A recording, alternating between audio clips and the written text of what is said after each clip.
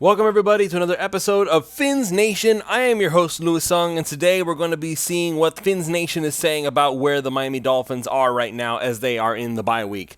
Now, I've already given some of my thoughts. I'm going to go ahead and I'm going to address some of your thoughts out there in the Twitter world, just so we can kind of get an idea of where everybody stands. But before that, really quick, just want to go ahead and mention that as always, this show is brought to you by our good friends over at PrizePicks.com.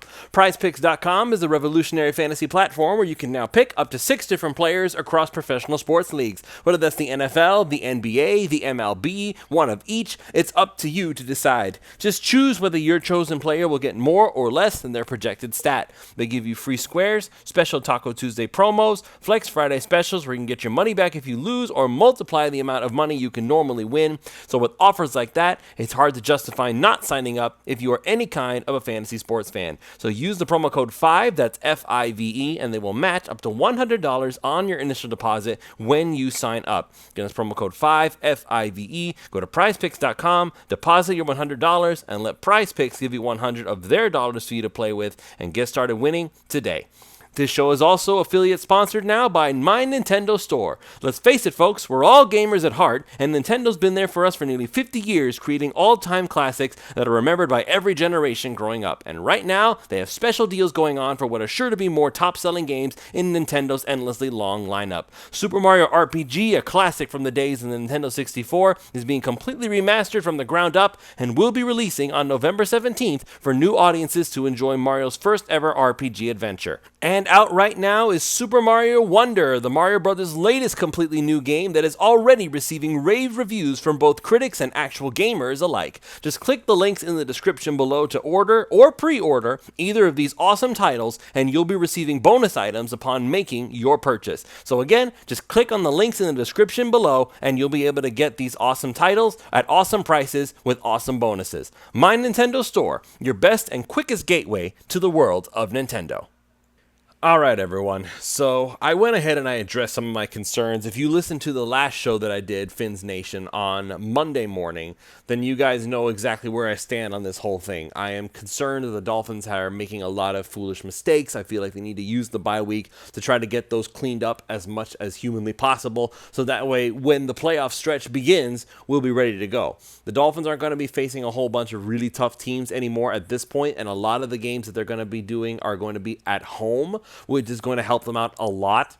Ron Caniff and Chris Early both mentioned on Pulse of Fins Nation, which was recorded Tuesday night. You can go and listen to that on the 3 Yards Per Carry podcast feed now, or you can go back and watch it on the YouTube channel for 5 Reasons Sports. Either way is fine. It helps out always when you go back and check that stuff out. But they basically pointed out that a lot of the problems that the Dolphins have been dealing with can be attributed to the fact that they are in hostile environments, and not just hostile environments. Most of these teams, their fans are rabid. They are insane super fans who will absolutely do everything possible to make it really difficult for communication to happen. If you take a look, and I will admit they had this point on me.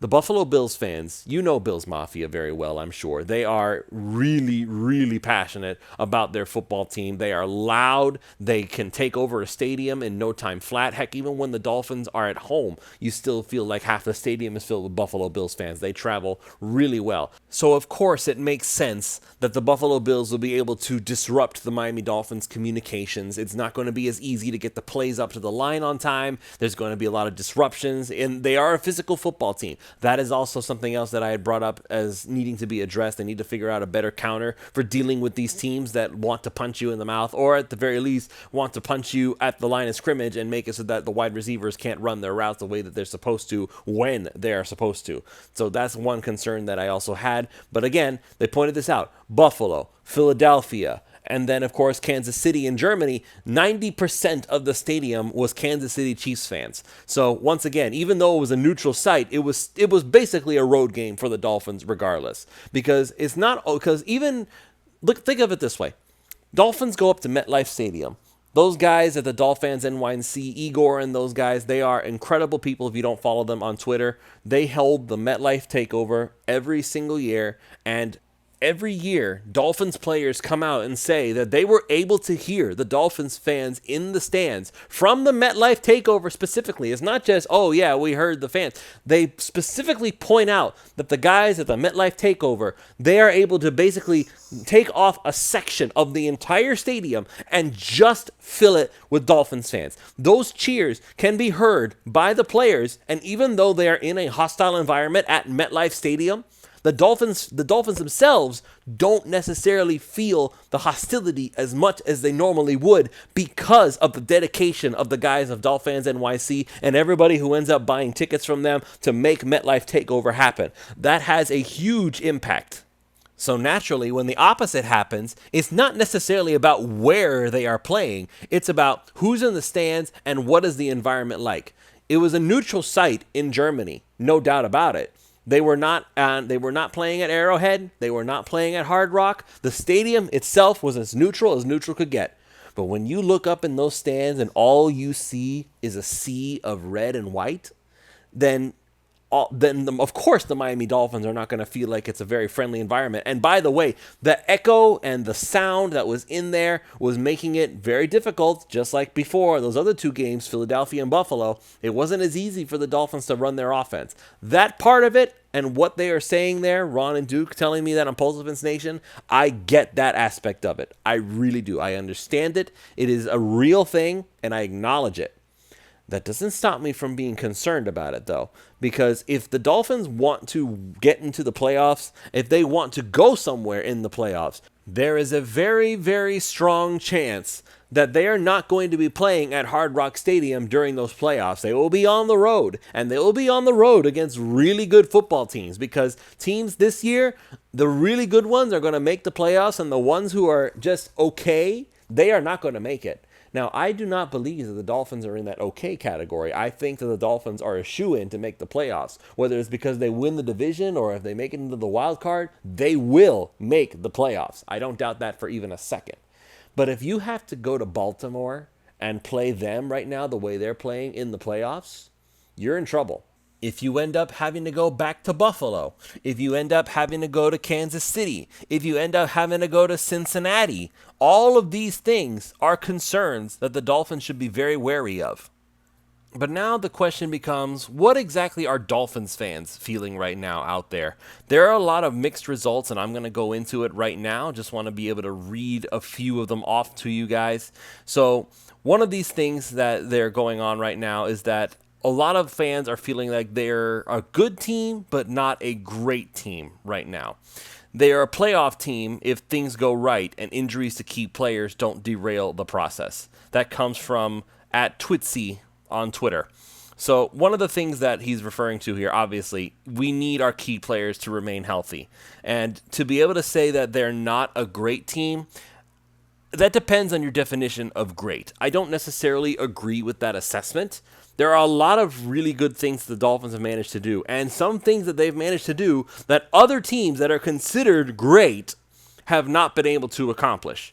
For instance, once again, Philadelphia Eagles, the Buffalo Bills, even the Kansas City Chiefs, they have all lost to teams that, if we're being perfectly honest, they have no business losing to because they are vastly superior.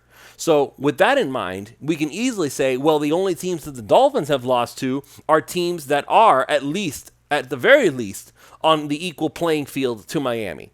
So in that regard, you could say the Dolphins are still a great team because they've beaten everybody they're supposed to beat. Other teams have not. They have lost to teams that they have no business losing to. So, but I get it. That's all just justification for why the Dolphins have been losing and why other teams are winning and et cetera, et cetera. Understand that the higher the bar gets, the more teams you are considered supposed to beat. So Miami hasn't exactly reached that point where they can say they're up there with Kansas City, Philadelphia. They're right there with Buffalo. I really believe that they're on equal playing field with Buffalo. I don't think that the Buffalo Bills are nearly as dangerous as everybody wants to believe that they are. especially now that they're missing so many key defensive players. Matt Milano is on IR. You're dealing with the lack of Tre'Davious White. He's not there. There's more safety help that's gone. There's more linebacker help that's gone. So Josh Allen is trying to, once again, play a lot of hero ball and try to will the Buffalo Bills to victory on offense, while the defense continues to struggle with the idea that they're missing so many important people. So with that in mind, if Miami wins the division, that's going to be the first time they've done it since 2008. That's 15 years ago that the Dolphins would have won the AFC East. So I think it's been long enough. I think it's been long enough for us to be able to say that the Dolphins are on the right path there. So what else are Dolphins fans talking about in the bye week? So this one comes from Jeffrey Couch. Frustrated but optimistic. I still have a deep belief that we are one of the very top teams in the NFL. I think that if you ask the top 5 teams, head coaches in the league, who they wouldn't want to face in the playoffs, Miami would be the answer. All right, so let's dissect that for a second here. So frustrated, yes. Frustrated, obviously, because we haven't beaten any of these top teams yet, but optimistic. I am optimistic as well. Believe it or not, in spite of all the complaints that I have mentioned already on this show, on previous shows, Pulse of Fins Nation, post-game shows, all this talk over the past week of how I've been talking about why I'm upset with these Dolphins, in spite of all that, I am still optimistic, and here is why. And it's very simple, and it's not difficult to understand.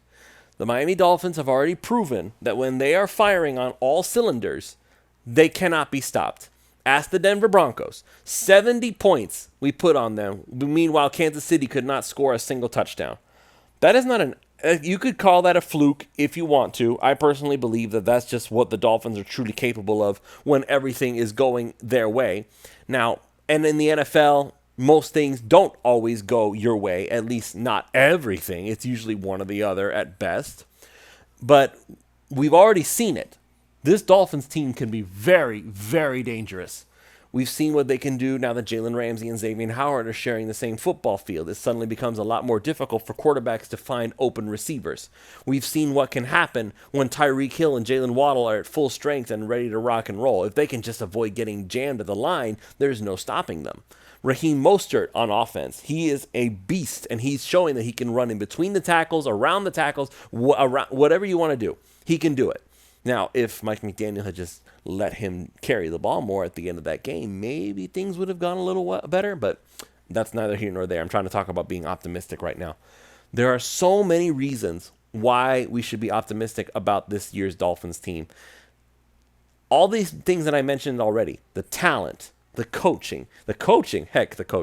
Butch Berry on the offensive line. One of the concerns that people had tweeted out at me was that they are still convinced that this Miami Dolphins offensive line still is not sufficient to be able to protect Tua and give the necessary run blocking. To that point, I will say, yes, I actually agree with that. But I only agree with that in the sense that right now what the Dolphins had, or at least had against Kansas City, and we'll probably get Robert Hunt back in the next game that they play, they were using Lester Cotton and Robert Jones at right guard and left guard respectively. And even Robert Jones ended up exiting the game because he wasn't even doing that great. He was doing okay in pass protection, but aside from that, he wasn't really doing a whole lot. And then he had to go out, and Liam Eichenberg came in and took over at left guard, and he was okay. He wasn't terrible. But again, this boils down to what the depth of your offensive line is. To say that we need more, it's still not good enough. Listen, when Teron Armstead and Connor Williams and Robert Hunt and Austin Jackson are all playing, and it's kind of still weird to say Austin Jackson in a positive way that way, so casually. If all of those guys are playing, and the left guard is just, I don't know, maybe it's Lester Cotton, maybe it's Eichenberg, maybe it's somebody else. Whoever you throw out there, they're going to get a lot of help, and the Dolphins have shown that they don't need everybody to be healthy to be successful. Kendall Lamb, playing at left tackle for the Miami Dolphins, was playing at a Pro Bowl level for the entire time that he was there. He had some less than great games, but he had a lot of really great games too. And finally, Teron Armstead comes back. Kendall Lamb goes back to the bench. And believe me, I am sure that the Dolphins have questioned the idea of being able to play guard. But honestly, I just feel like the best thing for Miami to do is just stick with the status quo. Don't try to experiment too much, especially not when you have a really good thing going with Kendall Lamb. He can play right tackle. He can play left tackle. Please don't pollute his brain with trying to turn him into a guard. I don't think it's going to work, especially not midseason. I know Butch Barry has done incredible things, but let him work those incredible things with the like of Lester Cotton and Liam Eichenberg. So on that front of the offensive line, fine. So coaching has done a fantastic job. Vic Fangio's got all his pieces. He's happy camper. Butch Barry has done an amazing job with what he has. Mike McDaniel continues to be one of the best young offensive minds in football. He just needs to get better at his play calling and making sure communication is working, especially in hostile environments. I am sure that he is working on that even as we speak during this bye week. All the players get some time off. I am sure that McDaniel, even if he's supposed to have time off, he's still brainstorming new ideas. For all I know, Tua's getting a bunch of people together during the bye week to say, hey, let's throw the ball around and see if we can get everything cleaned up. And all these factors that I'm mentioning are just the internal reasons for why I'm optimistic about this Dolphins squad. The external thing that we need to keep an eye on is just the schedule that the Dolphins have left. We've talked about playing the people in front of you. We've talked about the level of competition that the Dolphins have faced. There's no mistake about it. The schedule that the Dolphins are facing compared to the standard that we have them at right now, it's basically a cupcake schedule. You have a couple of tough games left on there. You have Baltimore coming up. You have the Dallas Cowboys. You have the Buffalo Bills coming to Hard Rock Stadium. And if you are someone like my friend Duke, who says that the New York Jets are a threat because it's a division rivalry, it's a really good defense, it's decent coaching at the very least. The only thing the Jets don't have, obviously, is an offense because Zach Wilson at the quarterback position is a lot different than if it's Aaron Rodgers. Although we've been hearing rumors that Aaron Rodgers might be coming back, so we will see. Currently, as of this moment, the Jets are sitting at 4-4, which is honestly a lot better than I thought they would be, especially with Aaron Rodgers gone for the season. Zach Wilson is not good. I don't care what anybody tells me. Zach Wilson is not good. He's had his moments, great, but he was not like Tua, who was flashing on a regular basis, and he had some terrific games. Zach Wilson, more often than not, it's not just that he's not good. He's bad. He's actively bad. So for the Jets to even be 4-4, I feel like it's a miracle in and of itself. Maybe they're just desperately trying to hang on until Aaron Rodgers can pull off a miracle with his Achilles and try to come back earlier than he's supposed to. We'll see what happens with that. I feel like he's playing with fire for his life, but that's not my decision to make, is it? So there's plenty of reasons to be optimistic. A lot of people seem to be cautiously so. I am one of those people. I'm still going to be concerned about the offense fixing everything. I'm still going to be concerned about whether or not the Dolphins can beat top-level competition. I want to see it happen. But we're going to have a whole week to figure this out. So that's going to be it for this show. Thank you all so much for listening. Once again, if you have not already done so, make sure you go to prizepicks.com, use the promo code 5, that's F-I-V-E, and they will match up to $100 on your initial deposit when you sign up. And of course, click on the links in the description below to go to My Nintendo Store and either order or pre-order Super Mario RPG, the remake, or the Super Mario Wonder, which is available right now. It's some of the greatest games I think that is going to be coming out in the recent Nintendo lineup. So make sure you check that out. You'll get bonus items for using the link in the description below. So go check that out. Once again, My Nintendo Store, their fastest and easiest gateway to the world of Nintendo. We will see you all Friday for another episode of Fins Nation.